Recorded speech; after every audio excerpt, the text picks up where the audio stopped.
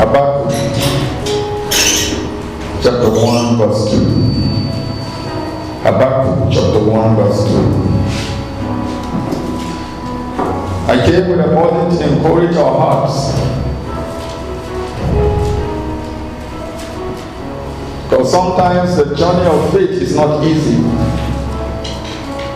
Sometimes the journey of faith presents itself with so much challenge.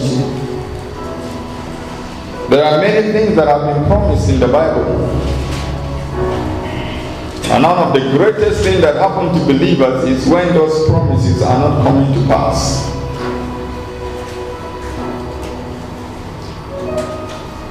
One of the greatest things in the mouth of a believer often is, God, why me? Why is my life this way? Lord, things could have been much better than it is now. And I want to believe that almost everyone here wish that things are better than the way they are. We all want to experience God. There are things in our lives that we are prayed, and the things are looking at us as if there is no God. I had several experiences like that. I remember I used to share the story. I think it was in 2015. And I got tired and I said, God, enough of Jim. You know what is Jim? Enough of striving to be a Christian. I said, I can as well just I'll go to church on Sunday, I'll come back, but all those long prayers, all those reading Bible, all those things, I will just stop them.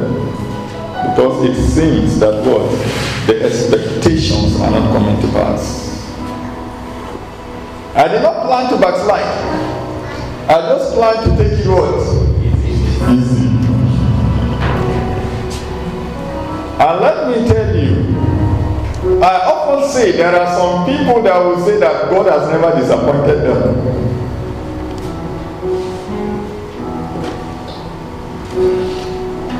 Me, God has disappointed me severally. I'm talking as a man now. God has disappointed me several times. I had many expectations in God that didn't come to pass. And I got discouraged. And I said, now I will just be a normal Christian. Because I was tired. Habakkuk chapter 1 verse 2 says, O Lord, how long shall I cry, and thou wilt not hear? So I was not alone. There is a prophet in the Bible that said, Lord, how long shall I cry, and thou wilt not hear? Even cry out unto thee of violence, and thou wilt not save.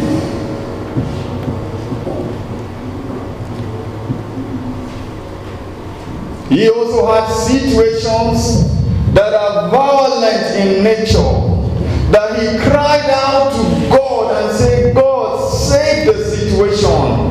And God did not save the situation. So it's not a strange thing if you find yourself in a position where it seems as if God has abandoned you. Next verse. It says, why dost thou show me iniquity, and cause me to behold grievance? For spoiling and violence are before me, and they that rise up strife and contention. Probably as I'm talking now, you are rewinding your life backwards. And there are situations in your life that you, at that time, if something had happened, maybe you are applying for admission, maybe you are about to get a job, maybe you are about to get a promotion, maybe there is something, a contract that is about to come your way, maybe it is an engagement, you got married, you are about to get married, maybe you look at it, it's even 10 years ago, and something happened, and you cry to the Lord and say, God, this should not happen, I'm your child, and yet it came and passed, as if you did not pray. The prophet said, why did you allow me to see strife and contention? He was worried. What can the believer do in situations like that? What should be our attitude? Are these things normal? Do they happen to Christians? And if they happen to Christians, what are we supposed to do? So Habakkuk, you know, my Bible says Habakkuk's complaint. It will seem like it is a prayer, isn't it? But the headline of this topic in my Bible says Habakkuk's what? Complaint.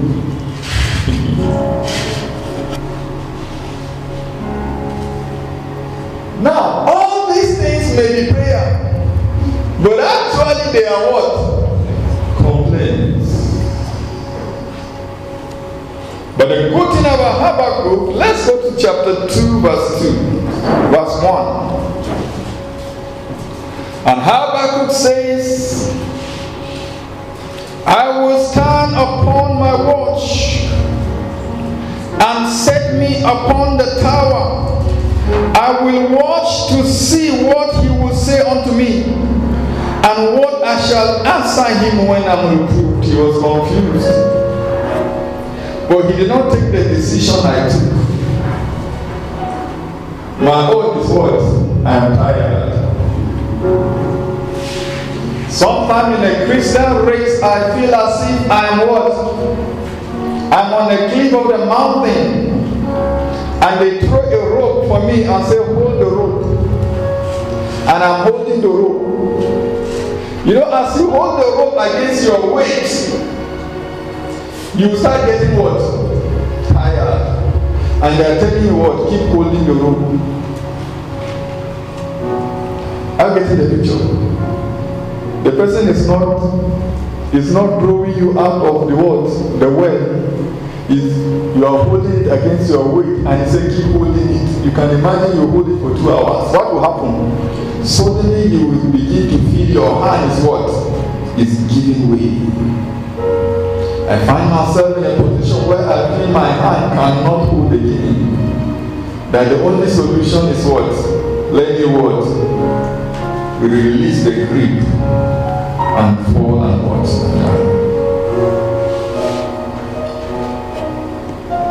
I don't think it's my experience alone. Remember Job. Things happen in the life of Job that you cannot explain. Some people used to blame him, isn't it? They say because Job keep on saying that what I fear has come upon me. That Job was busy doing sacrifices out of fear. That all the things Job was doing was because he was what? Afraid. That is why the calamity come upon him. But I know the Bible says, if God will behold iniquity, who shall what? Who shall stand? Because even those who criticize Job, if God will look at their lives and decide to treat them and take them based on their living standards, they will also have challenges in their lives. So when something bad happens to anybody, let us not begin to say it's because he has done that, it's because he has done that, it's because he has done that. Moreover, God says about Job that Job was the most righteous man in the face of the earth. Many people criticizing Job, they are not as righteous as Job.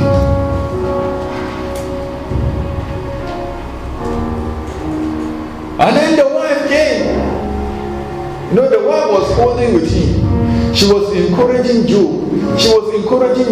But she discovered that the calamity was becoming worse and worse and worse. Then she wanted to help him. How many of you have somebody who is so sick in your family? You pray for him to be healed. And when he is not healed, you start praying and say, God, take his life. How many of you have done like that? Say, God, since you are not going to heal him, just take his life. Because the suffering is too much. And that was what this woman came. Say, curse God and what? And die. It was not out of, I do not believe it's out of hatred. I believe it's out of love. Job, the way you are now, from the place you have come, as the richest man in the East, to having nothing and being very sick, it's better for you to just die. You have suffered enough. And often than not, we find ourselves in a position and say, God, I would rather die. The dealings of God in our lives, sometimes we cannot explain. Job couldn't explain it.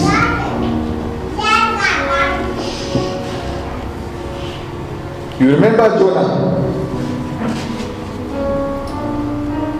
When God said he would destroy Nineveh, Jonah could not understand. Nineveh are trying to destroy Israel. And now God said he would destroy Nineveh. Jonah as an Israelite was excited and happy. And God said, go and preach to them that in 40 days I will overrun. Is it 3 days? In 3 days I will overrun Nineveh. You can imagine this kind of a preacher.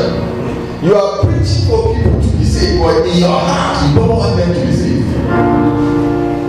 You wanted them to die. They are working. And he ran to Tarshish. You will not understand the dealings of God. He ran to Tarshish. And God said he must go back.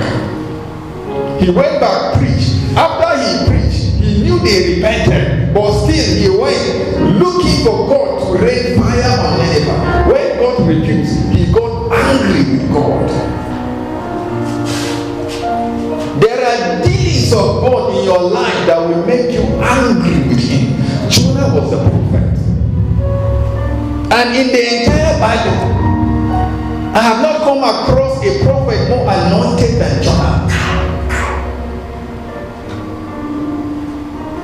I have never come across a prophet more anointed than Jonah. Because Jonah said, I know if I go to Nineveh and preach, they may repent. He knew the anointing of God upon his life for them to repent. That's why he ran away. Some ministers, when they are holding crusades, they will be praying and saying, God, let your fire fall on this place. Let people repent. Nothing will happen. Jonah was praying in his heart, let them not repent. But by the virtue of the grace of God in his life, they all repented. So no matter how much you have grown in God, it is possible for you to get angry with God. Because his dealings, you cannot understand. Jonah got angry. Say, it's better for me to live than to die. Many people have killed themselves because of calamities of life. Suicide rate is what? Multiplying. The other day I was like, one doctor went for exam. Professional exam. They said he went for the exam about 7 times. Every time he go, he failed. The last time he went, he failed. He was in Lagos, he climbed the lagoon and what? And jumped inside and killed himself. You will say, just exam. Some people's problem is so small, but it is weighing them down. That's how often you look at him and say, this problem, it's so small. No. It's not small to the person. It's not small to the person. May God give us empathy. See, you are supposed to be stronger than this now. There are many people that have overcome worse challenge than this one. You don't know what the person is in. May God give us understanding. Because sometimes our words will push people to commit suicide. Jonah said, it is better for me to die than to live. And there are many Christians today that are also saying, it is better for me to what? To die than to live. What is in life? What has remained again? Everything is over. Let me not just die.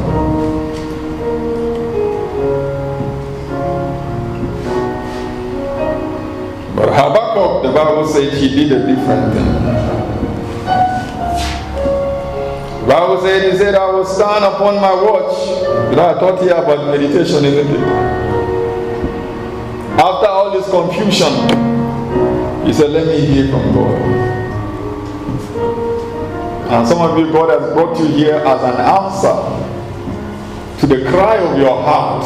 That you've been praying and saying, God, why me? And you stood on your watch.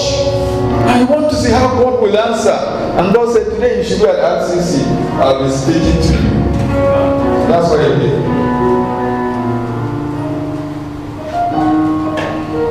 Verse 2. And the Lord answered me and said, write the vision and make it plain upon tables, that he may run that readeth it. He says, you write the vision. You are complaining. Today, some of you, when you go to your house, you will write the vision. That vision that is depressing you, that vision that it seems God is not doing anything about it, God look at him and say, write the vision. I know some of you have it in your hearts, isn't it? Praying about it. You now say, Jonah, those things you are worried about, go and write the vision. Go and what? Write the vision. If I were you see how we print this? Go and print it like that and hang it in your bedroom. No, not in your bedroom. Hang it in your parlor.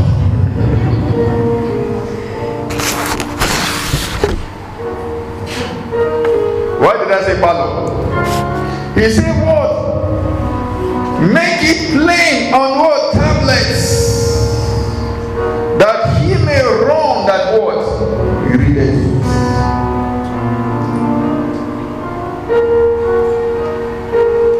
The man was complaining. The man was discouraged. The man probably have confessed it.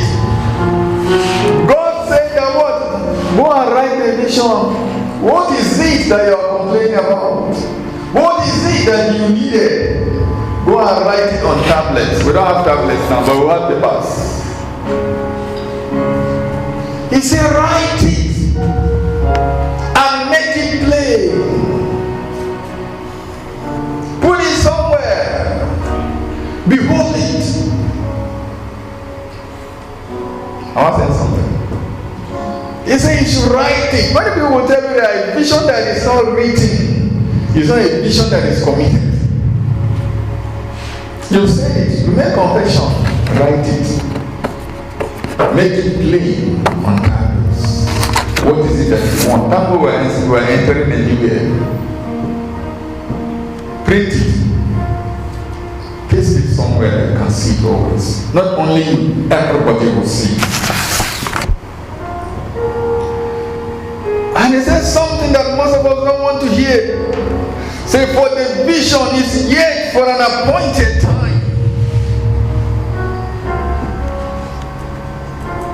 In other words, there is a time and season for everything under the earth. There is an appointed time for the manifestation of the vision. It may seem the vision is over, but it is not over. There is a time for the fulfillment of the vision. The Bible said, but at the end it shall what? Speak. It shall not lie. Though it tarry, what are you supposed to do? Wait for it, because it will surely come.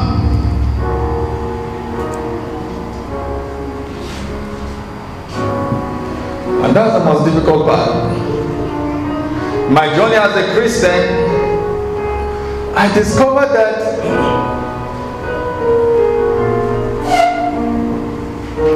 waiting for the appointed time and giving up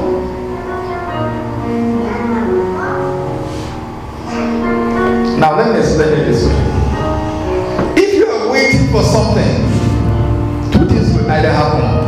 Either you become anxious or you become complacent about the thing. After you have waited for some time and there is no manifestation, what will happen? You will give up. And when you give up, you are not what? You are not waiting. But when you wait and you keep on waiting, there is a tendency for you to become anxious. Waiting is in between what? Anxiety and complacency. I hope complacency is not a big word. Is it a big word? Raise your hand. To be complacent means what? To just, okay, even though I'm waiting, but okay again. To become anxious is when you become to feel angry, depressed about the matter. So God wants us not to be anxious about the matter. And He does not want us to be complacent about the matter. He wants us to be in a spirit of waiting.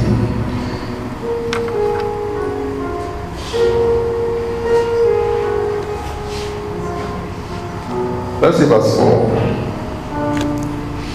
Say, behold, his soul which is lifted up is not upright in him, but the just shall live by his word, by his faith.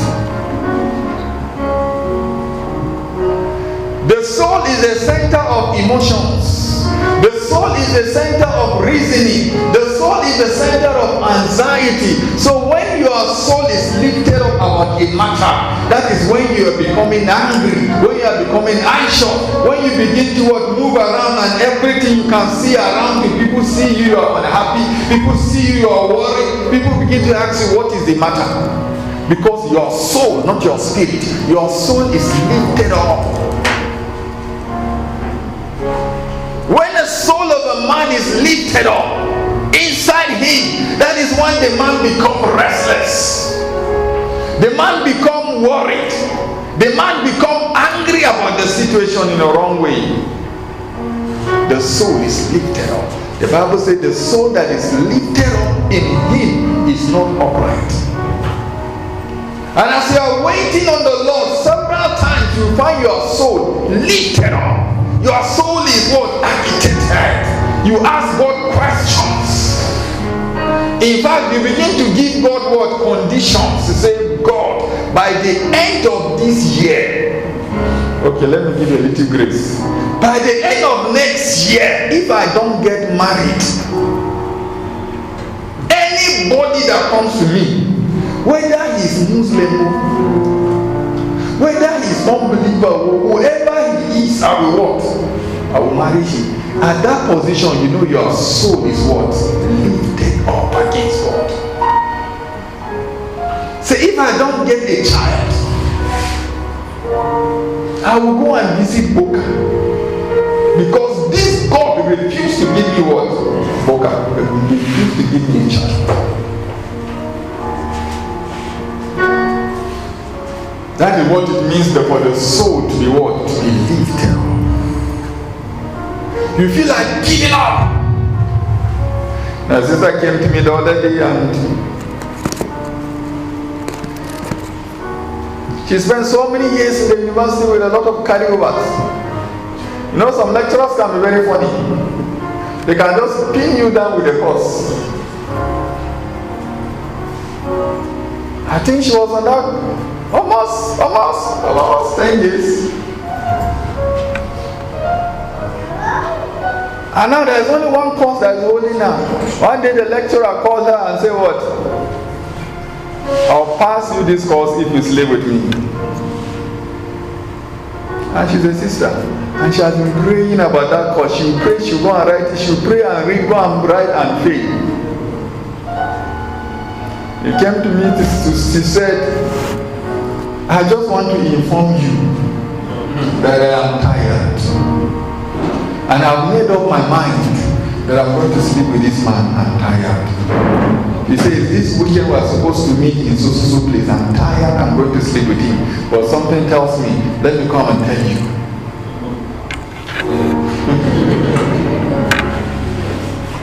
So let me just come and tell you so that I know I've done my best. Say, really? She said, yes. And I said, God did not send you here so that you go and fall into temptation. Do you know what the man carries? Do you know whether he's HIV positive? Do you know the kind of demons in him? That the devil is resolute. Do you know that during sexual intercourse there is transfer of demons and curses? Do you know what the devil is planning? It is not just that 10 minutes. Do you know what the devil is planning? Do you know what the devil wants to upload in your system? I said, God will help you. You will not compromise. I said, let us pray. We prayed. Anyway, she said she didn't go the weekend. And after everything, she called me and said, I passed. And I can now what? Graduate.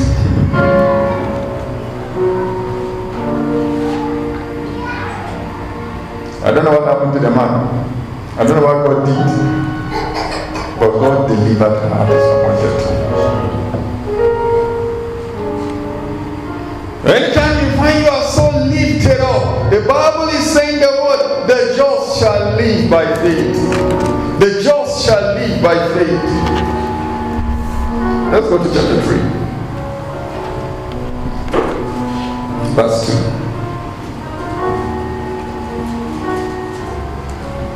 Now, before that, let's look at chapter 2, verse 20. That is God speaking. He said what? He said, her soul is lifted up, it's not upright. The just shall live by faith. And he said, but the Lord in his holy temple. I don't want to read the whole book. Just give me a summary of my encounter of Habakkuk. He said, the Lord is in his holy temple. Let all the earth keep silent before him.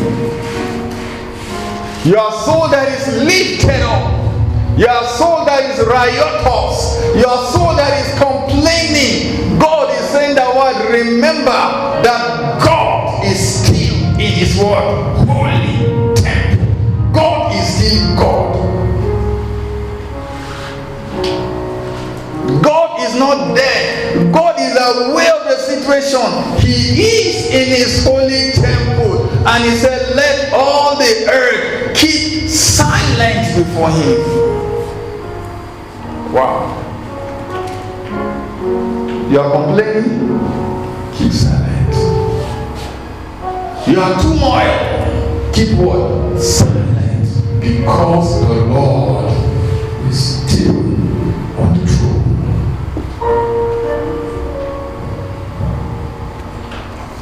Chapter 3, verse 2.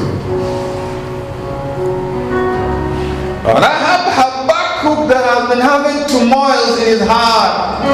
Now begin to understand that the just shall live by his faith.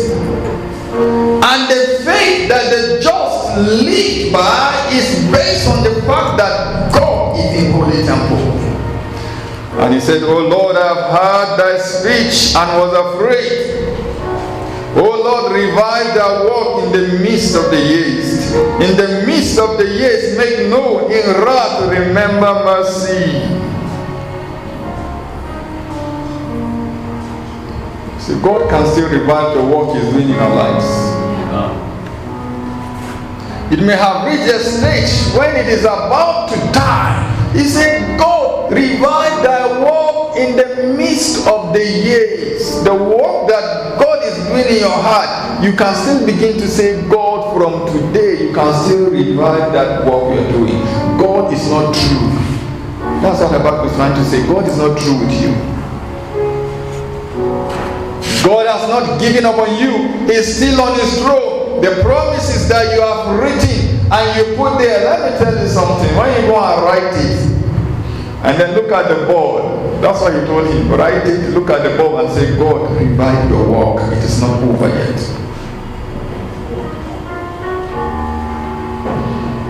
He said, remember mercy. Have mercy. Because you see, anything that God does for anyone is based on mercy. One of the worst things we can do as human beings is to come to God and begin to say, God, I have prayed and I have what? Fasted. Please don't ever tell God you have prayed and fasted. Pray and fast. But don't go to God and say, God, I have prayed, I have fasted. Let no one hear you bragging about the amount of time you have taken what? Praying and what? And fasting. Because by strength shall no man prevail. It is by the grace of God. If you see people who have succeeded and have moved ahead of you, it is not because they are better than you. There are many people you are better than. I used to say this story and that happened to me when I finished medical school and I came to Gombe, and I was sharing with him. And I was this my classmate. You know, in our secondary school days, we have A, B, C, D. When they put number 1 to what? To the last. And the first 30 are in A class. This guy, I think, is around C or D. In fact, the D class, they used to brag and call themselves border. Say we are border. Border. And there are those kind of notorious guys in that class. So these are guys we thought they are not serious. I finished as a doctor, I came as a doctor. Then this guy just came with one Porsche car. And he saw me and he come and slapped me and started laughing. He said, remember those days? You are the brainy guys. That time I did not even have a car. So you are the brainy guys. Just look at his car. You say, I'm just coming back from England. I just finished my master's degree. You just look at me and shake me again. So remember I used to teach me mathematics. So you used to teach me mathematics. But now I will teach you money. It's not by what? It's not by power. It's not by might. That's why you will see someone you think can amount to nothing. You see him at a place where you just look at him. Now let me talk a little about politics. When you see politicians that are there, many people look at them and say, how did he even what? How did he get there? By mercy. It is vain for you to wake up early and to sleep late. It's not as if it's wrong. But except the Lord builds the house is going what? Nowhere. Come to God and plead for mercy. Remember mercy, God. Let's look at verse 17.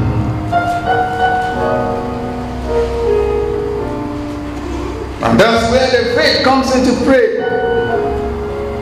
Verse 17. Say, although the fig tree shall not blossom, neither shall the fruit be in the vines, the labor of the olive shall fail, and the field shall yield no meat. The flock shall be cut off from the fold, and there shall be no herd in the stalls.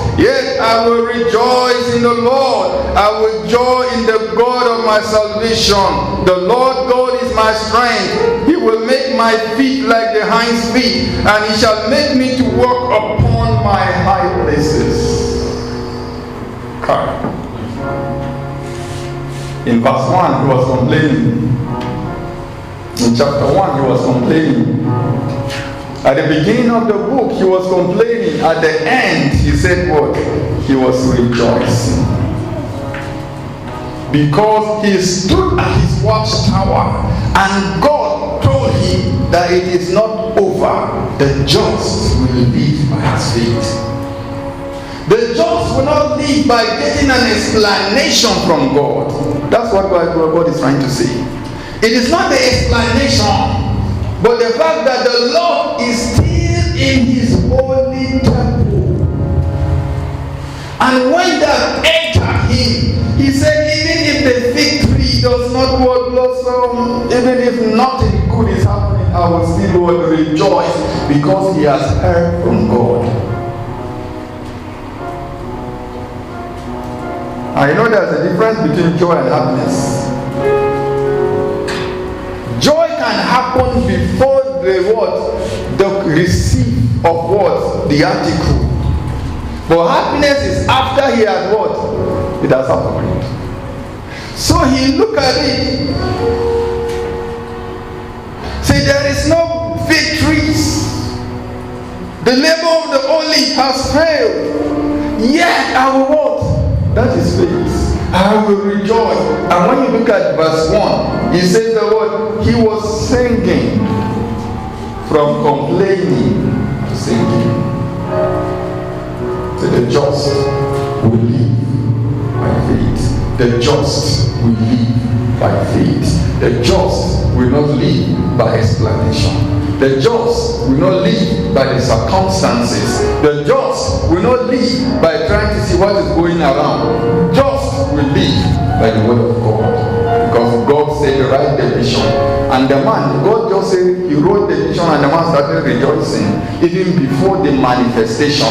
Because he knows that he who dwells in the heavens will accomplish that very thing.